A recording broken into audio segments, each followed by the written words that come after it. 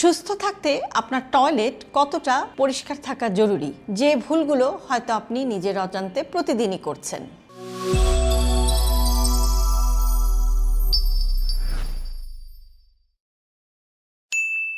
আপনি প্রতিদিন কি করেন?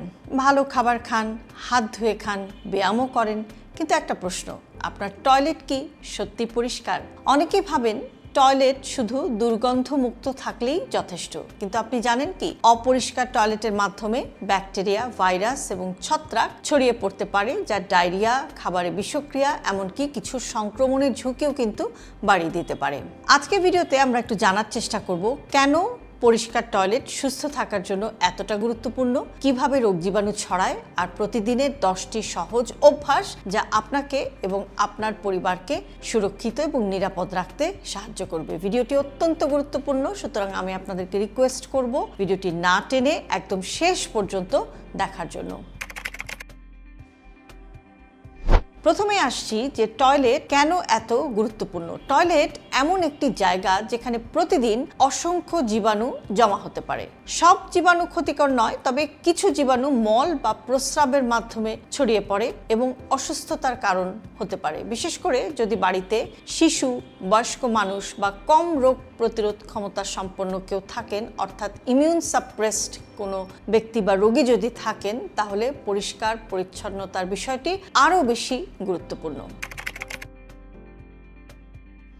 এখন আসছি যে জীবাণু কিভাবে ছড়ায়। অনেকেই ফ্ল্যাশ করার সময় ঢাকনাটা খোলা রাখেন। ফ্ল্যাশ করার সময় ক্ষুদ্র পানির কণা বাতাসে ছড়িয়ে আশেপাশে ছড়িয়ে যেতে পারে, তাই সম্ভব হলে ফ্ল্যাশ করার আগে টয়লেটের ঢাকনাটা বন্ধ করে দিন।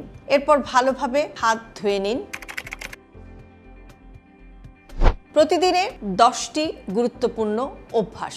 প্রতিদিন টয়লেট পরিষ্কার করুন, বিশেষ করে কমোড, ফ্ল্যাশ বাটন, দরজার হাতল বা বেসিন নিয়মিত পরিষ্কার করুন। ফ্ল্যাশের আগে ঢাকনা বন্ধ করুন, এটি জীবাণু ছড়িয়ে পড়া কমাতে সাহায্য করতে পারে।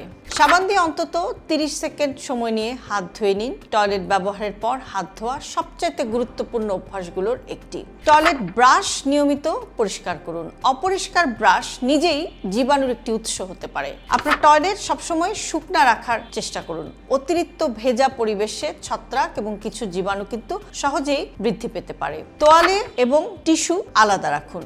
সবাই যেন একই তোয়ালা ব্যবহার না করে, বিশেষ করে বাড়িতে কেউ যদি অসুস্থ থাকে, তাহলে এই বিষয়টি আপনার মাথায় রাখতে হবে। যার যার নিজস্ব তোয়ালা থাকাই আপনার জন্য ভালো। টুথব্রাশ টয়লেট থেকে দূরে রাখুন, সম্ভব হলে আলাদা আলমারিতে বা ঢাকনাযুক্ত হোল্ডারে রাখুন।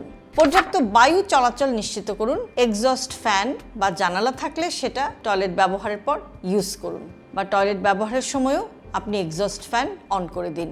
পরিষ্কার করার সময় গ্লাভস ব্যবহার করতে ভুলবেন না, অর্থাৎ আপনি যখন টয়লেট ক্লিন করেন তখন অবশ্যই আপনার হাতে যেন গ্লাভস থাকে। বিশেষ করে যদি শক্তিশালী কোনো আপনি ক্লিনিং মেটেরিয়াল ইউজ করেন বা ক্লিন করার জন্য যদি কোনো শক্তিশালী কেমিক্যাল বা পাওয়ারফুল কেমিক্যাল আপনি ব্যবহার করেন, তখন গ্লাভস কিন্তু মাস্ট। তবে চেষ্টা করবেন সবসময় আসলে গ্লাভস পরে টয়লেট ক্লিন করাটা আপনার স্বাস্থ্যের জন্য ভালো।